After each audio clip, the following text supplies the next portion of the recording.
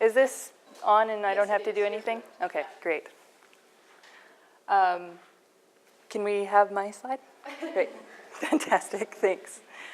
Thanks everyone for coming, and I want you to just do something real quick for me. I want you to look at the clothes that you have on and the clothes that the people around you are wearing, and think about what they are telling you about their identity and what they're representing to the world, or what you're representing to the world through the clothes that you wear.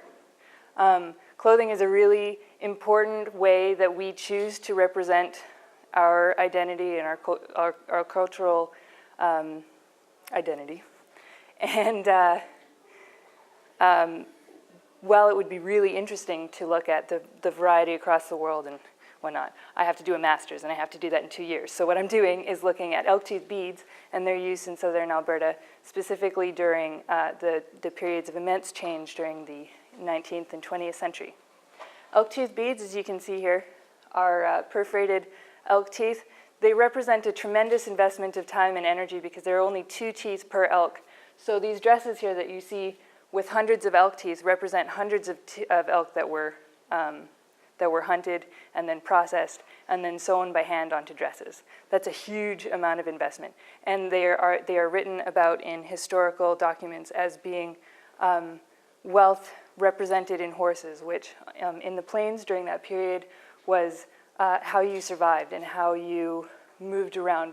It represented your place in those societies. So these beads are very important. But what I think is even more special about them is that they were worn almost exclusively by women. Women wore hundreds of these teeth. Men might wear 2. And usually they weren't displayed publicly. I think this is really significant because during those time periods, women were, we say underrepresented. They were invisible. Indigenous women were invisible in the histories that were written during that time.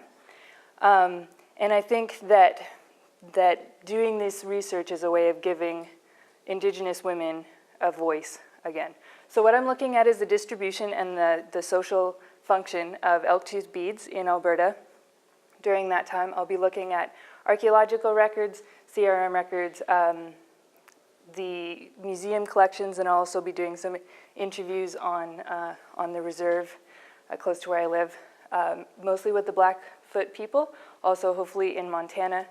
And what I'm really looking at is how they chose to represent themselves and their cultures to the world around them, and how that changed during these time periods of immense shifts.